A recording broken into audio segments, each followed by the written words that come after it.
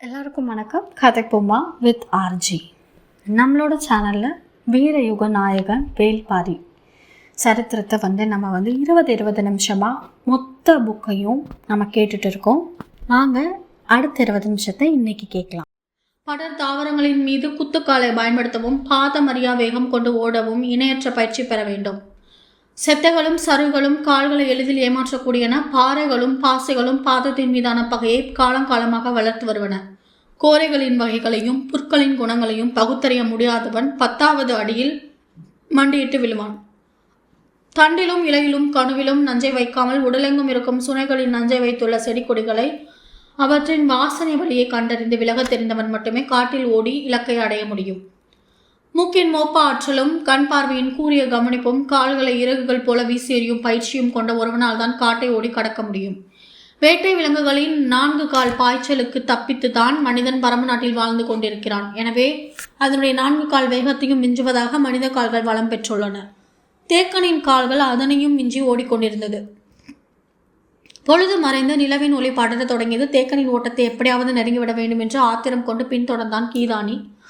அவனை விட வயதிலும் உருவத்திலும் இளைத்தவனான அளவன் பல இடங்களில் கீதானியை கடந்து ஓடிக்கொண்டிருந்தான்.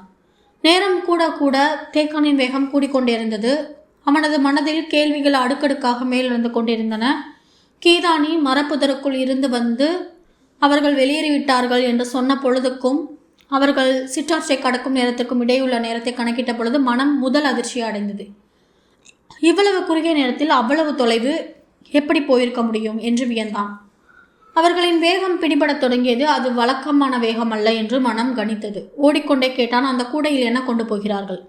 மிக தொலைவில் வந்து கொண்டிருந்த இருவரின் காதுகளிலும் வினா சரியாக விழவில்லை. என்ன கேட்கிறீர்கள் என கத்தினான் அளவன். தேக்கன் மீண்டும் கத்தி சொன்னான். கீதானி இன்னொரு முறை வாய் திறந்து சொல்லி நஞ்சு கசப்பை விழுங்க ஆயத்தமாக இல்லை. நான் ஓடியாக வேண்டும், அதுதான் இப்போதைய தேவை என்று எண்ணியபடியே வேகமாக ஓடினான். முன்னால் போய்கொண்டிருந்த அளவன் அதே வேகத்தில் பின்னால் திரும்பி தேக்கன் கேட்டதை மீண்டும் கேட்டான். கீதானி கையசைவார் சொல்ல அதனை புரிந்து கொண்ட அளவன் மீண்டும் முன்புறம் நோக்கி திரும்பி ஓடியபடி கத்தி சொன்னான். அவர்கள் தேவ வாக்கு விலங்கை பிடித்து கொண்டு போகிறார்களாம். அளவன் சொன்ன சொல் பெருமரம் சாய்வதைப் போல தேக்கனின் மீது சாய்ந்தது. அதிர்ந்தான் தேக்கன். ஓடுவதா நிற்பதா மனம் தள்ளாடியது. நம்ப முடியாத சொல். என்ன நடக்கிறது இங்கு? எப்படி நடந்தது? பரம மலையை வேற்று மனிதர்கள் கடந்து வந்து தேவ வாக்கு விலங்குகளை எப்படி பிடித்து கொண்டு போக முடியும்? சிந்திக்க விடை கிடைக்காமல் வெறி கூடிக்கொண்டே இருந்தது. முன்னிலும் வேகம் கொண்டு ஓடினான் தேக்கன்.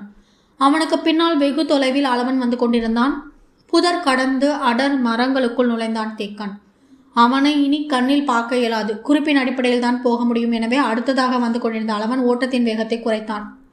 நேரம் கழித்து கீதானி வந்து சேர்ந்தான். இருவரும் இணைந்து அடற்காட்டுக்குள் நுழைந்தனர். தேக்கனின் ஓட்டம் அதிவேகமாக இருந்தது. காரணம் எதிரிகளின் ஓட்டத்தை கணக்கிட்டதால். மச்சக்கடவிற்கு தான் போகும் முன் அவர்கள் அதனை கடந்துவிடக் கூடாது என்பதால் இன்னும் வேகமாக ஓடினான். 4 1 பங்கிற்கும் குறைவான குறுக்கு வழியில் தேக்கன் ஓடிக்கொண்டிருந்தான். அதே நேரத்தில் 4 பங்கு அதிகமான சுற்றுவழி எளிதாக கடந்து எதிரிகள் வந்து கொண்டிருந்தனர். நிலவு ஏறி இருந்தது. காடெங்கும் ஒளி படர்ந்தது. மேல் மூச்சும் கீழ் மூச்சும் வாங்க மச்சக்கடவினை அடைந்தான் தேக்கன். வந்த வேகத்தில் சற்றும் இளைப்பாராமல் பாறையின் மீதேறி கண்களை ஓடவிட்டான். இருளிலும் எதுவும் பிடிபடவில்லை. மூச்சு வாங்கி ஆசுவாசப்பட்டான். மீண்டும் தலை நீட்டி முன்புறம் கசிந்துள்ள காட்டை பார்த்தான். வெகு தொலைவில் பறவைகள் கலைந்து பறந்ததை கவனித்தான். வருவது அவர்கள்தான் என்பதை உறுதிப்படுத்திக் கொண்டான். அவர்கள் வந்து கொண்டிருக்கும் இடத்தை கணித்தான். இக்கடவினை நோக்கித்தான் வருகிறார்கள். அப்படி என்றால் போகும் பொழுதும் இவ்வழியாகத்தான் போயிருப்பார்கள். இக்கடவு அவர்களுக்கு நன்கு தெரிந்த ஒன்று. மனம் அவர்களின் திசை வழியையும் எண்ண ஓட்டத்தையும் கணித்துக் கொண்டிருந்தது. மாணவர்கள் இருவரும் கீழ்ப்புறம் இருந்து வர வேண்டும். எதிரிகள் வருவதற்குள் வந்து விடுவார்களா என எண்ணிக்கொண்டிருக்கையில் இவரும் வந்து சேர்ந்தனர். ஒரு வகையில் மாணவர்கள் நிகழ்த்தியது வியப்பிற்குரிய ஓட்டம்தான். தேக்கனின் கண்கள் ஆசானாய் இருந்து பெருமைப்பட நேரமற்று இருந்தன. தேக்கன் தாக்குதலுக்கான வழிவகைகளை சிந்தித்தான். கடவின் விளிம்பு பகுதியில் இருவரையும் மறைந்து நிற்க சொன்னான். கடவின் வழியாக முதலில் வருபவனை நான் அடித்து தூக்கிய கணத்தில் பின்னால் வருகிறவர்கள் சுதார்த்து விடுவார்கள். உள்ளே ஆட்கள் இருக்கிறார்கள் என்பது அவர்களுக்கு தெரிந்துவிடும். உடனே கடவின் பிளவுக்குள் வராமல் சுற்றி வர முடிவு செய்வார்கள். அப்பொழுது நீங்கள் விளிம்பு பகுதியில் ஈட்டிகள் மட்டுமே வெளியே தெரிவது போல நீட்டி பிடியுங்கள். எல்லா புறமும் ஆட்கள் இருக்கிறார்கள் என்று அறிந்து கொண்ட பின் அவர்கள் பதற்றத்தில் திசை தடுமாறுவார்கள். வேறு வழி இல்லாமல் துணிந்து கடவினை கடக்க முயல்வார்கள் அல்லது திசை குழப்பத்தில் பின்வாங்க நினைப்பார்கள். ஒருபோதும் விளிம்பில் தெரியும் ஈட்டி முனைகளை நோக்கி வரமாட்டார்கள். அவர்கள் கடவினை தாண்ட நினைத்தாலோ பின்வாங்கி நின்றாலோ நான் பார்த்து கொள்வேன். அக்கணம் அவர்களுக்குள் முளைக்கும் அச்சமே அவர்களை அழித்துவிடும். அவர்கள் சுதாரிப்பதற்கு முன்பே அழிவின் கொடூரத்தை அவர்களின் கண்களுக்கு காட்டுவேன் என்றான் தேக்கன். மூக்கு விடைத்து மேல் மூச்சும் கீழ் மூச்சும் வாங்கிய இருவரையும் தேக்கனின் ஆவேசம் இறுக பற்றியது. ஈட்டியை உறுதி கொண்டு பிடித்தனர். கீதானி வலப்புறமும் அளவன் இடப்புறமாக விளிம்பு நோக்கி போனார்கள். தேக்கன் முதல் ஆளை அடித்து தூக்கும் வரை ஈட்டியை வெளிநீட்டிவிடக்கூடாது என்பதில் கவனமாக இருந்தனர். கடவின் ஒரு பகுதியில் மெல்ல தலை தூக்கி எட்டி பார்த்தான் தேக்கன். அவர்கள் வரும் நேரத்தை மனம் கணித்தபடி காத்திருந்தது. காலடி தடங்கள் கேட்கின்றனவா என்று கூர்மையாக கவனித்தான். முன்புறம் இருக்கும் பாறைகளிலிருந்து பறவை ஒன்று குரல் எழுப்பியது. அவர்கள் நெருங்கிவிட்டார்கள் என தெரிந்தது. ஒரு ஓடிவரும் அசைவில் தேவவாக்கு விலங்குகள் ஓசை எழுப்பிய வண்ணம் இருந்தன. தேக்கன் கடவுக்குள் நுழைபவனை தோதான திசையிலிருந்து தாக்க கால்கள் இரண்டையும் பாறையின் செதில்களுக்கு ஏற்ப இறுகி அமுக்கிக் கொண்டிருந்தான். கீதானியும் அளவனும் தேக்கனை உச்சி பார்த்து கொண்டிருந்தனர். தேக்கனின் கைகள் இரண்டும் பன்றிக் கொம்பினை உள்ளங்கைக்கு கொண்டு வந்தன. முதல் ஆள் கடவனை நோக்கி முன்னேறி வரும் ஓசை கேட்டது. தேக்கன் பாறையோடு பாறையாக சாய்ந்து அடித்து தூக்க ஆயத்தமாக இருந்தான். பாறையில் காலடி ஓசை கேட்ட கணத்தை மனம் கணிக்கும் முன் கடவின் பிளவை ஓர் உருவம் பாய்ந்து கடந்தது. கணிக்க முடியாத வேகத்தில் நிகழ்ந்த இச்செயலை விட்டுவிடாதபடி அவன் முதுகுப்புறத்தை நோக்கி மின்னல் வேகத்தில் பாய்ந்தான் தேக்கன். கடவின் பிளவுக்குள் கால் நுழைத்த கணத்திலேயே ஆள் இருப்பதை ஓடி வருபவன் கவனித்து விட்டான். தன்னை தாக்கப் போகிறான் என அறிந்தவுடன் முழு வேகத்தோடு வலக்கையை திருப்பி சுழற்றினான். முடுகுத்தண்டை நொடுக்கும் வேகத்தோடு பாய்ந்த தேக்கனை சுழன்ற அவனது வலக்கை அடித்து தூக்கியது. இருளுக்குள் பாறையோடு சரிந்தான் தேக்கன். அவன் சரிந்து உருளும் ஓசை கேட்பதற்குள் மற்ற நால்வரும் கடவினை கடந்தனர். கீதானிக்கு எதுவும் பிடிபடவில்லை. இருளுக்குள் படுவேகமாக உருவங்கள் மறைவதும் யாரோ தூக்கி வீசப்பட்டதும் தெரிந்தது. ஆனால் யார் என்று தெரியவில்லை. ஒருவன் விழுந்து கிடந்தான். வெளியில் ஈட்டியை நீட்டலாம் என அவன் எண்ணிக்கொண்டிருக்கையில் இடப்புற விளிம்பில் நின்றவன் அளவன் கடவினை நோக்கி ஓடி வந்தான். ஈட்டியை வெளிப்புறம் ஈட்டாமல் என் கடவினை நோக்கி ஓடி வருகிறான் என்று கீதானிக்கு புரியவில்லை. ஆனால் அளவனின் கண்கள் நடந்ததை துல்லியமாக பார்த்தன. அவர்கள் தாக்கிய வேகத்தில் ஆசான் மேற்பாறையில் மோதி கீழே விழுந்ததை பார்த்த கணம் உறைந்து நின்ற அளவன் சற்று நேரம் கழித்துத்தான் ஆசானை நோக்கி ஓடி வந்தான். அதன் பிறகுதான் கீதானி ஓடி வந்தான். வந்தவுடன் ஆசானின் தலையை ஏந்தி பிடிக்க கையை கொண்டு போனான் அளவன். அவன் கைப்படுவதற்குள் ஆசான் தானே தலையை தூக்கினான். அந்த வேகத்துக்கு உடல் ஒத்துழைக்கவில்லை. வலக்கையை ஊன்றியே நிமிர வேண்டியிருந்தது. பின் மண்டையில் பட்ட அடி சிறு மயக்கத்தை உருவாக்கியது. கண்களை இறுக மூடி திறந்தான். சற்று ஆசுவாசப்பட்ட பின் சுனையில் நீரள்ளி வா என்றான். கீதானி ஓடினான். யானை தாக்கியதைப் போல் உணர்ந்தது தேக்கனின் உடல். எழுந்து உட்கார்ந்தான். கீதானி கை நிறைய நீரள்ளி வந்தான். முகத்தில் அரைந்தும் குடித்தும் தெளிச்சு கொண்டான் தேக்கன். கீதானி மீண்டும் மீண்டும் நீரள்ளி வந்தான். வலது கை கொண்டு இடது தோள்பட்டை இழுத்தி அமுக்கி பார்த்தான். மாணவர்களிடம் எதுவும் காட்டிக்கொள்ளக்கூடாது என மனம் போராடியது. கண்கள் மேல் சொருக மூச்சு வாங்கியது. கால்களை மெல்ல இழுத்து ஊன்றி எழுந்தான். எலும்புகள் எங்கும் உடைந்து விடவில்லை. தோள்பட்டையில் தான் நல்ல அடிபட்டிருக்கிறது. அது பாறையில் போய் தாக்கியதால் ஏற்பட்ட அடியல்ல, அவன் கை வீசி தாக்கியதால் ஏற்பட்டது. ஓடிக்கொண்டிருக்கும் ஒருவன் எதிர்பாராத கணத்தில் பின்புறம் திரும்பி இவ்வளவு ஆற்றலோடு தாக்குகிறான் என்றால் அவனது வலு எவ்வளவு? அவனது உடல் உறுதியின் தன்மை என்ன? யார் இவர்கள்? தேக்கனின் மனம் பிடிக்கிடைக்காமல் போராடியது. கீதானி மெல்ல வாய் திறந்து சொன்னான். அவர்களை நான் நன்றாக பார்த்தேன். பார்க்கவே அச்சம் தரும் உடல்வாகு கொண்டவர்களாக இருந்தனர். சொல்லிக் கொண்டிருக்கும் பொழுது கசப்பின் சுரப்பை தாங்க முடியாமல் பெரும்பாடுபட்டான். தொண்டைக்குழியை அழுத்திய அவனது கை சொற்களை இடைமறித்து நிறுத்தியது. மூச்சு வாங்கியபடி தேக்கன் சொன்னான், அப்பேற்பட்டவனை வீழ்த்து விட்டேன்.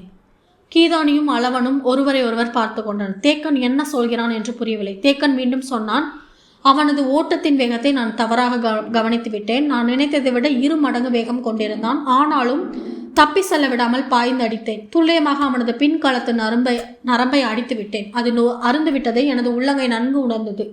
இனி அதிக தொலைவு அவனால் ஓட முடியாது. சிறிது தொலைவிற்குள் விழுந்து விடுவான். மாணவர்கள் வியந்து பார்த்தனர். மீதமுள்ள 4 வரை வீழ்த்தியாக வேண்டும் என்று சொல்லியபடி எழுந்து கவனமாக பாறையின் மீது ஏறினான். குன்றின் சரிவு அடற்காடுகளை கொண்டது. அதற்குள் அவர்கள் நுழைந்து போய் கொண்டிருக்கிறார்கள் என்பதை புரிந்து கொள்ள முடிந்தது.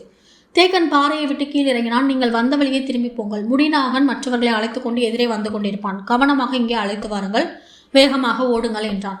கீதானியும் அளவனும் மீண்டும் ஓடத் தொடங்கினர். முன்பிருந்த அதே வேகம் உடலில் இருந்தது. மனம் சற்றே குழம்பியிருந்தது. தேக்கனையே தூக்கி அடிக்கும் வலு கொண்டவர்கள் அவர்கள் என்று அளவன் சிந்தித்து கொண்டிருக்கையில் அவ்வளவு பெரிய மனிதனை தேக்கன் எப்படி துல்லியமாக அடித்து நரம்பை அறுத்தார் என வியந்தபடியே ஓடினான் கீதானி. அவர்கள் சிற்றோடையை தாண்டும் பொழுது தேக்கன் கத்தும் ஓசையை கேட்டு நின்றனர் இருவரும். அவரது இடது கை இறங்கிவிட்டது. நம்மிடம் அதனை காட்டிக்கொள்ளாமல் சரிப்படுத்துவதற்காகத்தான் இதுவரையும் அனுப்பி வைத்துவிட்டு அவரை தூக்கி வைத்து அதனை சரிப்படுத்துகிறார் என்பதை இருவராலும் புரிந்து கொள்ள முடிந்தது. சிற்றோடையை கடந்ததும் மாணவர்கள் எதிர்பட்டனர். பிடித்து விட்டீர்களா? அவர்களை எங்கே வைத்திருக்கிறீர்கள்? எல்லோரையும் கொன்று விட்டீர்களா? யாராவது உயிரோடு இருக்கிறார்களா என்று வினாக்கள் எல்லோர் மனதிலும் மேலெழுந்தபடி இருந்தன. ஆனால் கசப்பு கஞ்சி யாரும் வாய் திறக்கவில்லை. வினாக்கள் எதற்கும் சொல்ல விடையின்றி இருந்த கீதானிக்கும் அளவனுக்கும் கசப்பை கை கொடுத்தது. அவர்களை அழைத்து கொண்டு விரைவாக மச்சக்கடவுக்கு வந்து சேர்ந்தனர். இடக்கையின் தோள்பட்டையை ஒடங்கொடி கொண்டு இடைவிடாது சுற்றி இறுகி கட்டி கொண்டிருந்தான் தேக்கன். உள்ளுக்குள் பச்சிலையை வைத்திருக்க வேண்டும். தோள்பட்டைக்கு கவசம் அணிவிக்கப்பட்டது போல் இருந்தது. என்ன ஆனாலும் உடனடியாக அதனை சரி செய்வதற்கான ஆற்றல் அவற்றுக்கு உண்டு. முடிநாகனும் மற்றவர்களும் வந்தவுடன் வீழ்ந்து கிடப்பவர்கள் எங்கே என்று தேடினர். யாரும் அங்கு இல்லை. மாறாக ஆசானுக்குத்தான் இடது தோளில் கட்டுப்போடப்பட்டிருந்தது. என்ன நடந்தது என்று தெரியாமல் விழித்தனர். அவர்களின் வரவை எதிர்பார்த்து ஆயத்தமாக இருந்தான் தேக்கன். வந்ததும் சொன்னான், கீதானி, அளவன், மடுவன், அவுதி, பண்டன், பிட்டன் ஆகிய 6 பேரும் என்னுடன் வாருங்கள். மீதி 4 பேரும் முடிநாகனோடு சேர்ந்து எவ்வியூருக்கு புறப்படுங்கள். நம் எதிரிகள் தென்கிழக்கு திசை நோக்கி ஓடிக்கொண்டிருக்கிறார்கள். ஆதிமலையின் மிக கடினமான அடற்காடு நிறைந்த பகுதிக்குள் அவர்கள் நுழைந்து விட்டனர். எளிதில் அவர்களால் வெளிவர முடியாது. நாம் இடப்புறமாக நடந்தால் வெகு விரைவாக மேலே இருக்கும் எலிவால் முகட்டிற்கு போய்விடலாம். அவர்கள் அங்கே வரும்பொழுது அவர்களை அழித்தொழிப்போம். நீங்கள் எவ்வியூர் சென்று பாரியிடம் கூறி உடனடியாக ஆதிமலையின் எலிவால் முகட்டிற்கு அழைத்து வாருங்கள். எவ்வளவு விரைவாக முடியுமோ அவ்வளவு விரைவாக செல்லுங்கள் என்றான். தேக்கனின் வேகம் உச்சரிக்கும் சொல் முழுவதும் ஏறி இருந்தது. தன்னால் மட்டும் முடியாது என்று அந்த கணத்தின் அதிர்ச்சியை வெளிக்காட்டாமல் அதே நேரத்தில் மாணவர்களின் நம்பிக்கையோடு இயக்க சொற்களை மனம் தேடியது. உள்ளுக்குள் ஊறி பெருகும் வெறி கன நேரத்தை வீணாக்கிவிடவில்லை. எந்த வழி போவீர்கள்? வந்த வழி. இல்லை, மிகவும் நேரமாகிவிடும். சிற்றோடையின் இடப்புறமாகவே சென்றால் சிறிது தொலைவில் அருவி வரும். அவ்விடத்தில் சிற்றோடையை கடந்து மேலே ஏறுங்கள். நேராக சென்றால் எவ்வியூர் போய்விடலாம் என்றான். மாணவர்கள் சரியென்று தலையாட்டி சொன்னார்கள். அவ்வழி பற்றிய ஐயங்களுக்கு விளக்கங்கள் தேவைப்பட்டன. ஆனாலும் கசப்பை மீறி பேச யாரும் தயாராக இல்லை. முடிநாகனின் மனதுக்குள் திணவி ஏறியது. தன்னிடம் கொடுக்கப்பட்ட இப்பணியை சிறப்பாக செய்ய வேண்டும். ஆபத்து வரும்பொழுது அதனை எதிர்கொள்ளும் இடத்தில் ஒருவன் இருப்பதுதான் வீரம். வீரம் அவனுக்கு வழங்கும் வாய்ப்பு. அதனை வெற்றியாக முடிக்கவே ஒவ்வொருவனும் ஆசைப்படுகிறான். வலிமையான ஆயுதங்களை முடிநாகன் குழுவிற்கு வழங்கிய தேக்கன் ஓடுங்கள் என்று கத்தினான். பறைப்பொடவுக்குள் இருந்த பறவை ஒன்று படப்படுத்தது. முடிநாகனும் மற்றவர்களும் அடுத்த அடி வைக்கும் முன் தேக்கன் சொன்னார், ஈன்ற புலி உங்களை விரட்டுகிறது. இருளை கிழித்து நகரும் கால்களின் வேகம் மட்டுமே உங்களை காப்பாற்றும் என எண்ணத்தோடு ஓடுங்கள். 6:40 பின்னிரவு கடந்தது. எவ்வியூருக்குள் நுழைய இன்னும் எவ்வளவு நேரம் ஆகுமோ தெரியவில்லை. இரவும் புதிதல்ல, காடும் புதிதல்ல. ஆனால் இரவில் காட்டுக்குள் பெரியவர்களின் துணையின்றி பயணித்தல் புதிது.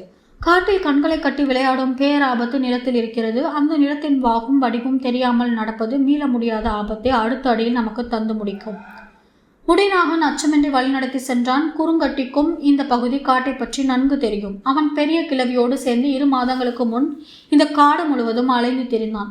எவ்வியூரில் இரவுகளில் ஏற்றப்படும் கொம்பன் விளக்குக்கு ஒவ்வொரு பருவ காலத்துக்கும் ஏற்ப நாகக்கழிவும் நச்சு பிசினும் மாற்றி பூசப்படும். மழைக்காலத்தில் விளக்குகளை நோக்கி எண்ணிலடங்கா பூச்சி இனங்கள் வந்து குவியும். அவற்றை விரட்ட புதிய சேர்மானத்தோடு கொம்பன் விளக்கை உருவாக்க வேண்டும். அதற்கு மிக அதிகளவு தேவைப்படுவது செவ்விரியனின் கழிவும் மலைநாகத்தின் கழிவும் தான். அவற்றை காடுகளுக்குள் சேகரிக்கும் வேலையை முது பெண்கள் செய்கின்றனர். குறுங்கட்டி தன் கிழவியோடு இந்த காடு முழுவதும் அலைந்தான். பாறை இடுக்குகளிலும் மரத்தின் ஓரங்களிலும் மக்கிய செத்தைகளுக்குள்ளும் அவற்றை தேடினர். மண்புல அளவு கணம் கொண்ட காய்ந்த குச்சியை போன்று கிடக்கும் செவ்விரியனின் கழுவை எடுத்து இச்சி மரப்பிசினை கலந்து கொம்பன் விளக்கின் மேல் மெழுக வேண்டும். அந்த சேர்மானத்தில் விளக்கின் சுடற்பட்டு கருகி மேலெழும் புகையும் வாசனையும் காட்டின் எந்த பூச்சியையும் நெருங்க விடாது. இந்த மழைக்காலம் தொடங்கும் முன்பிருந்தே கிழவியோடு சேர்ந்து இந்த மலையெங்கும் அலைந்து திரிந்தான் குறுங்கட்டி. எனவே அவனுக்கு இந்த காடு மிக நன்றாக வசப்பட்டிருந்தது. சிற்றாற்றை கடந்து மேலே ஏறியவுடன் முடிநாகனை முந்திக் கொண்டு பாய்ந்தன குறுங்கட்டியின் கால்கள். சிறு இடரும் இல்லாமல் மிக தெளிவாக வளைந்து நெளிந்து பாறைகளை கடந்து போய்க் கொண்டிருந்தான் அவன். இளமனும் ஒளியனும் ஆயுதங்களை கவனமாக ஏந்தி பிடித்தபடி ஓடி வந்து கொண்டிருந்தனர். தங்களுக்குள் ஒரு சொல் கூட பேசிக்கொள்ளாத போதும் ஒவ்வொருவருக்கும் ஒவ்வொன்றில் கவனம் செலுத்தினர். எல்லோரையும் ஓடவிட்டு கடைசியாக வந்து கொண்டிருந்தான் முடிநாகன். அவனின் கண்கள் விலங்குகள் ஏதேனும் தெரிகின்றனவா என துளாவின. பின்னிரவின் சரிபாதி நேரத்தில் அவர்கள் எவ்வியூருக்குள் நுழைந்தனர். பாரியை எழுப்பிய வீரர்கள் மாணவர்கள் அவசரமாக பார்க்க வந்துள்ளனர் என சொன்னார்கள். பாரிக்கு காரணம் புரியவில்லை. ஆனாலும் அவர்களிடம் விளக்கம் கேட்பதை தவிர்த்தபடி எழுந்து வெளிவாசலுக்கு வந்தான். மாணவர்கள் ஆளுக்கு ஒரு பக்கம் மூச்சிறைத்தபடி கை கால்களை நீட்டி கிடந்தனர். பாரி வந்ததும் சட்டனை எழுந்திருக்க நினைத்தனர், முடியவில்லை. ஐவரையும் பார்த்தான் பாரி. முடிநாகன் மெல்ல எழுந்தான். பேசப்போகும் வார்த்தை தொண்டைக்குழிக்குள் எவ்வளவு கசப்பை கொட்டப் போகிறதோ என்ற அச்சம் மேலெழுந்தது. பாரியை எழுப்பும்படி வீரர்களுக்கு சொல்லி புரிய வைக்கும் முன்பே இருமுறை வயிறு குமட்டி வாந்தி எடுத்து விட்டான். உதவி செய்ய வந்த இளமனால் ஒற்றை சொல்லுக்கு மேல் பேச முடியவில்லை. ஓடி வந்த களைப்பும் தாகமும் தொடர்ந்தன. எச்சில் ஊறுவதால் கசப்பு நிற்காமல் சுரந்து கொண்டிருந்தது. அவற்றையும் மீறி சிறு சொல் பேசினாலே உமட்டலால் குடல் வெளிவருவதைப் போல அடிவிறு பிரட்டி கொண்டு வருவதை மாணவர்களால் தாங்க முடியவில்லை. ஏதோ சொல்ல வருகிறார்கள், என்னவென்று புரியவில்லை என்றுதான் வீரர்கள் பாரியிடம் சொன்னார்கள். முடிநாகன் எழுந்து நின்று மீண்டும் கசப்பை விழுங்க முடிவு செய்தபடி சொன்னான். தேக்கன் உங்களை அழைத்து வர சொன்னார். முடிநாகனின் முகத்தை உற்று பார்த்தான் பாரி. ஊறி பெருகும் கசப்பு அவனின் நாக்கை பிடுங்கி கொண்டிருந்ததை அந்த முகம் வெளிப்படுத்தியது. தேக்கன் ஏன் என்னை அழைத்து வர சொல்ல வேண்டும்? இரவோடு இரவாக இவர்களை மட்டும் ஏன் அனுப்பியுள்ளான் என சிந்தித்தபடியே ஒவ்வொருவரையும் பார்த்தான். கை கால்கள் எல்லாம் இழுபட்டு ஆங்காங்கே குருதி கசிந்தபடி இருந்தன. வழக்கமாக காடறிய உள்ளே அழைத்து சென்றுதான் பயிற்சி கொடுப்பான் தேக்கன். இம்முறை உள்ளே அழைத்து செல்லவே பயிற்சி தேவை என முடிவு செய்துவிட்டான் போலும் என தோன்றியது. கேள்வி கேட்டு இவர்களை மேலும் கசப்பை விழுங்க விட வேண்டாம் என முடிவு செய்த பாரி, ஓய்வெடுங்கள், காலையில் போவோம் என்று சொல்லிவிட்டு மாளிகை நோக்கி திரும்பினான். திரும்பிய அவனின் கையை சற்றும் எதிர்பாராமல் இறுக பற்றினான் முடிநாகன். உடனிருந்த வீரர்களுக்கு என்னவென புரியவில்லை. முடிநாகனின் கழுத்து நரம்பெல்லாம் விடைத்தது. கண்கள் பிதுங்கின. அவனின் தோள்பட்டைகள் இரத்த விலாறாக இருந்தன. அவனின் முகம் சொல்ல வருவது என்னவென்று புரியவில்லை. ஆனால் மாணவர்கள் மன்றாடுகிறார்கள் என்பது மட்டும் புரிந்தது. தேக்கன் முதல் நாளிலேயே பயிற்சியை இவ்வளவு கடுமையாக ஏன் தொடங்கினான் என சிந்தித்தபடியே சரி, புறப்பட்டு வருகிறேன் என்று சொல்லிவிட்டு உள்ளே சென்றான் பாரி. மாணவர்கள் சற்றே நிம்மதி அடைந்தனர். சிறிது நேரத்தில் வெளியேறி வந்தான். குளிர் நடுக்கம் குறைவாகத்தான் இருந்தது. இருளின் கடைசி முடிச்சு அவிழ இன்னும் நேரம் இருந்தது. தேக்கன் எங்கே வர சொன்னார் என கேட்டான். ஆதிமலையின் எலிவால் முகட்டுக்கு என பதில் சொன்னது உளியன். எப்படி இவ்வளவு துணிவு அவனுக்கு வந்தது என்று எல்லோரும் நினைத்து கொண்டிருக்க கைகளால் தொண்டைக்குழியை பீத்து எடுப்பதைப் போல நெறித்தான். அதையும் மீறி குமட்டல் வெளிவந்து கொண்டிருந்தது. பாரிக்கு வியப்பு அதிகமானது. பயிற்சியின் முதல் நாளே இரவு முழுவதும் ஓடவிட்டு மறுபடியும் அவ்வளவு தொலைவு ஏன் வர சொல்ல வேண்டும்? பாரி குழம்பியபடியே நின்று கொண்டிருந்தான். பொழுதாகி கொண்டிருந்தது. மாணவர்கள் பதற்றம் அதிகமானது. இவ்வளவு நேரமும் பேசுவதை பற்றி நினைக்கவே முடியாமல் இருந்த அயன் சூழலை புரிந்து கொண்டு சொன்னான். எதிரிகள் ஓடிக்கொண்டிருக்கிறார்கள். சின்ன பொன்முறுவலோடு அவனை பார்த்தான் பாரி. தேக்கன் சொன்ன கதையை உண்மை என நம்பியே இவர்கள் இவ்வளவு தொலைவு வந்துள்ளனர். தேக்கனின் பயிற்சி உடலுக்கும் அறிவுக்கும் சம அளவு முக்கியத்துவம் உள்ளதாக இருக்கும். இவர்கள் ஒன்றில் வெற்றி பெற இன்னொன்றில் தோற்று கொண்டிருக்கிறார்கள். குதிரை பாதைகள் எல்லைப்புற மலைகளுக்குத்தான் இருக்கின்றன. எலிவால் முகட்டுக்கெல்லாம் மனிதர்கள் நடந்து போவதே கடினம். முதல் நாளே இந்த கடின பயிற்சியை ஏன் கொடுத்தான் தேக்கன்? அதுவும் 5 பேருக்கு மட்டும். இவர்களை மட்டும் சோதித்து பார்க்க சிறப்பு காரணம் என்னவாக இருக்கும் என எண்ணிய கணத்தில் மறு சிந்தனை வந்தது. மற்ற 6வரும் எந்த திசை நோக்கி ஓடிக்கொண்டிருக்கிறார்களோ? தேக்கனின் நோக்கம் எதுவாகவும் இருக்கட்டும், மாணவர்களை மீண்டும் தேக்கனிடம் கொண்டு சேர்க்கும் வரை நாம் தான் அவர்களுக்கு ஆசானாக இருக்க வேண்டும் என்று மனதிற்குள் முடிவு செய்துவிட்டு மாளிகை விட்டு வெளியேறி வந்தான் பாரி. உடன் வீரர்களும் வந்தனர். இவர்களே இருள் அப்பி கிடக்கும் இந்த காட்டுக்குள் தனியாக வந்துள்ளனர். நான் வீரர்களோடு போனால் நன்றாகவா இருக்கும் என்றான். வீரர்கள் நின்று கொண்டனர். பின்னால் வந்து கொண்டிருந்த மாணவர்கள் இந்த உரையாடலை அறியவில்லை. எவ்வியூரின் எல்லை தாண்டி காட்டுக்குள் இறங்கும்போது மீண்டும் மாணவர்களின் கால்கள் வேகம் எடுத்தன. பாரி அவர்களின் செயல்களை உன்னிப்பாக கவனித்தபடி வந்தான். தேக்கன் நடத்தும் இந்த சோதனை ஓட்டம் மாணவருக்கானதா மட்டும் தெரியவில்லை. சேரர்கள் எந்நேரமும் போதொடுக்கும் வாய்ப்புள்ள இந்த வேளையில் எனக்கு வரும் செய்திகளை விழிப்போடு கேட்டு நான் எப்படி முடிவெடுக்கிறேன் என என்னையும் சோதிக்கிறாரா? வீரக்குடி ஆசானின் மனதில் என்னதான் இருக்கிறது என பாரி குழம்பினான். பாரி சிறுவனாக இருந்து காடறிய செல்லும்போது தேக்கனாக இருந்தது இவரேதான். பகரியை வேட்டையாடி முதன்முறையாக தேக்கனாகி மாணவர்களை அழைத்து சென்றது அப்போதுதான். ஒரே காலத்தில் தேக்கன் மூலம் மாணவர்களும் மாணவர்கள் மூலம் ஆசானாக தேக்கனும் பயிற்சி பெற்றனர். ஆசானுக்கே முதன்முறையாக இருந்ததால் பயிற்சி இலகுத்தன்மையற்று மிக கடுமையாக இருந்தது. அந்த ஆள் மனப்பதிவை இப்போதும் பாரியை அவ்வாறு சிந்திக்க வைத்தது. தேவாங்கு தன் கால்களால் பற்றி நிற்பதற்கு ஏற்ப கூடை முழுவதும் குறுக்கு குச்சிகள் செருகப்பட்டிருந்தன. சிற்றுருளை போல் நீள் வடிவ கொண்ட ஒரு கூடையில் 10 to 20 தேவாங்குகள் வரை இருந்தன. ஒன்றின் மேல் ஒன்று அமுங்கி நசுங்கி விடாதபடி குறுக்கு குச்சியை கொடுத்து அந்த கூடை பின்னப்பட்டிருந்தது. எவ்வளவு வேகமாக ஓடினாலும் எந்த புதருக்குள் நுழைந்தாலும் தேவாங்குக்கு எந்த சேதாரமும் ஆகாதபடி அதை வடிவமைத்திருந்தனர். இந்த கூட்டத்துக்கு தலைமை தாங்கியவன் காளம்பன். இவன் பரம்புமலையை பார்த்ததில்லை. ஆனால் பலரும் சொன்ன குறிப்புகளை கொண்டு இந்த திட்டத்தை வடிவமைத்தான். மொத்தம் 30 பேர் வந்துள்ளனர். காரமலையின் முகட்டில் 10 பேர் நின்று கொண்டனர். நடுமலையின் முகட்டில் 8 பேர் நிற்கின்றனர். ஆதிமலையின் முகட்டில் 7 பேர் நின்று கொண்டனர். 5 மட்டுமே கொற்றவை புதர் நோக்கி உள்ளே நுழைந்தனர். வரும்போது யார் கண்ணிலும் பட்டுவிடாமல் படுவேகமாக வந்துவிட முடியும் என அவர்கள் உறுதியாக நம்பினர். ஆனால் தேவாங்கை பிடிக்கும்போது காவல் வீரர்கள் பார்த்துவிட்டால் தப்பி சொல்லுதல் எளிதல்ல. பரம நாட்டு வீரர்களின் ஆற்றல் இணையற்றது. எனவே ஆங்காங்கே தங்க வைக்கப்பட்டுள்ள வீரர்களிடம் கூடையை கைமாற்றி எப்படியாவது பரம்பு மலையை விட்டு கீழிறக்க வேண்டும் என்பதுதான் திட்டம்.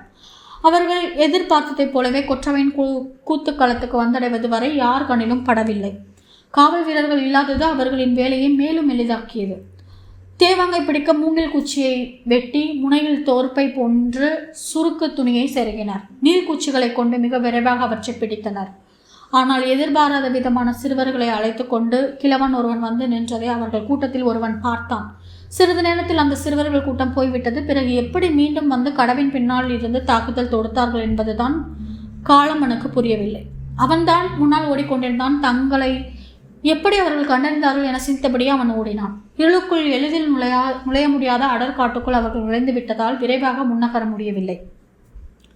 கூடையை சுமந்து சென்ற ஒருவன் மெல்ல முனகத் தொடங்கினான். என்னால் முடியவில்லை. சத்தம் மட்டும் வெளிவந்தது. மற்ற நால்வரும் ஓடுவதை நிறுத்தி அவன் அருகில் வந்தனர். அவன் தளர்ந்தான். என்ன ஆனது என்று மற்றவர்கள் விசாரிக்க, கடவின் மறைவிலிருந்து தாக்கியவனின் அடி நரம்புகளை ஏதோ செய்துவிட்டது. என்னால் கால்களை முன்னகர்த்த முடியவில்லை என்று சொல்லிக்கொண்டே மண்டியிட்டான்.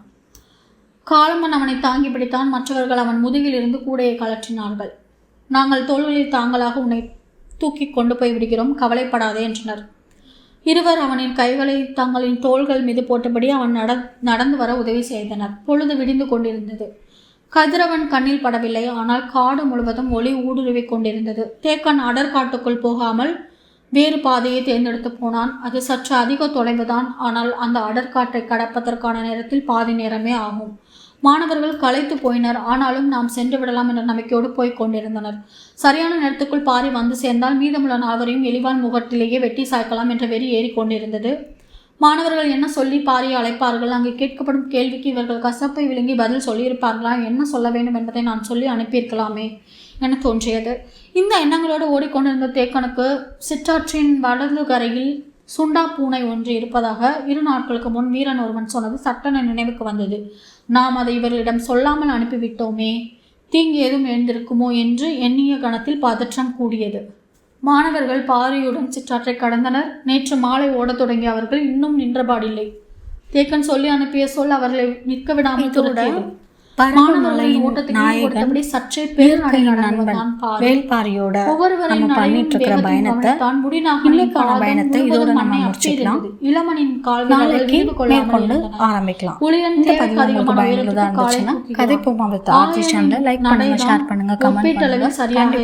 அதனால் மற்றவர்களை விட அவனால் வேகமாக போக முடிந்தது.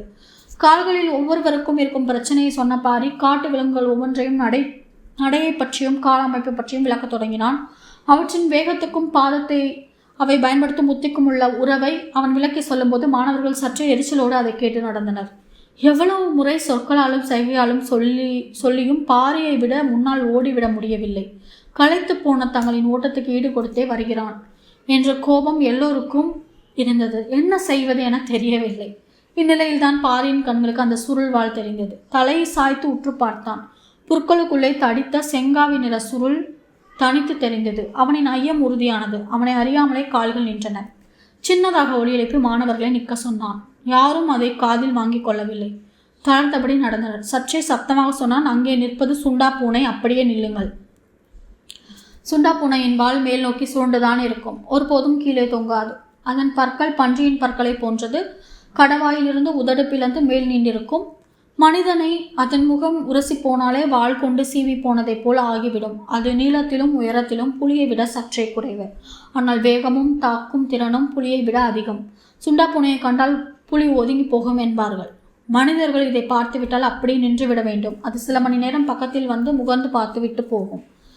சில நேரம் தொலைவில் இருந்தபடியே போய்விடும். ஆனால் அதை பார்த்த பிறகு ஓடத் தொடங்கினால் அவ்வளவுதான். அதன் வேட்டையிலிருந்து ஒருபோதும் தப்பிக்க முடியாது. இந்த காட்டில் அதற்கிணையாக ஓடும் இன்னொரு உயிரினம் கிடையாது. அதை பார்த்த கணம் அப்படியே நின்றான் பாரி. மாணவர்கள் நிற்காமல் நடந்தனர். தொலைவில் செடிகளுக்கு இடையில் தெரியும் சுருள்வாளை அவர்கள் பெரிதாக கருதவில்லை. பாரிக்கு சின்னதாக பதற்றம் வர தொடங்கியது. நில்லுங்கள் என்று மீண்டும் நெல்ல கத்தினான். முடிநாகனுக்கு தேக்கன் சொன்னதுதான் நினைவுக்கு வந்தது. உன் பின்னால் இன்ற புலி துரத்துகிறது என நினைத்து கொண்டு ஓடு என்ற வார்த்தைகள் எதிரொலித்தபடி இருந்தன. எதையோ விளக்குவதற்காக நிற்க சொல்கிறார் பாரி என நினைத்தபடி எரிச்சலில் சற்றே வேகத்தை அதிகப்படுத்தினான் முடிநாகன். என்ன செய்கிறாய் நீ என்று பாரி குரல் உயர்த்தி கத்திய போது மற்றவர்களும் முடிநாகனை தொடர்ந்து ஓடத் தொடங்கினர். கன நேரத்தில் ஏதேதோ நடப்பது போலானது. ஈட்டியை இறுக பிடித்தான் பாரி. அது நமக்கு அருகில் வந்தால் மாய்த்து விடலாம். முன்னால் போகிறவனை ஓர் அடி அடித்துவிட்டு பாய்ந்து ஓடினால் போதும்.